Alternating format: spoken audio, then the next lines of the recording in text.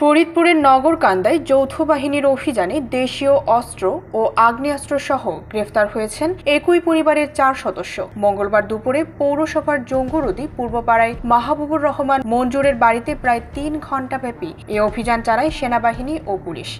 অভিযানে উদ্ধার করা হয় একাধিক দেশীয় অস্ত্র ও একটি এয়ারগান। গ্রেফতারকৃতদের মধ্যে রয়েছেন মাহবুবুর রহমানের ছেলে জুবায়ের হোসেন হিমেল, স্ত্রী হামিদা বেগম ও মেয়ে নাজিবা আক্তার। নগরকান্দা থানা পুলিশ জানায়, গোপন সংবাদের ভিত্তিতে যৌথ বাহিনী অভিযান পরিচালনা করে অস্ত্রসহ 4 জনকে আটক করে। তাদের বিরুদ্ধে অস্ত্র আইনে মামলা দায়েরের প্রস্তুতি চলছে। স্থানীয়রা জানান, গ্রেফতার হওয়া জুবায়ের হিমেল জেলা ছাত্রলীগের রাজনীতির সাথে জড়িত ছিলেন। অভিযোগ রয়েছে, তিনি দলীয় প্রভাব খাটিয়ে এলাকায় দীর্ঘদিন ধরে ত্রাসের রাজত্ব কায়েম করেছিলেন। তার গ্রেফতারের খবরে স্বস্তি প্রকাশ করে আনন্দে মিষ্টি বিতরণ করেন এলাকাবাসী।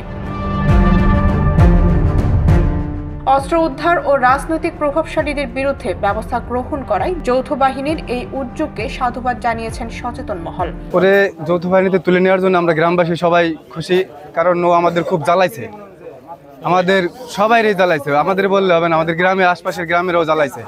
এই শশা চৌমুখা এই যত চুরি ছিনতাই করে ওই শুধু করে।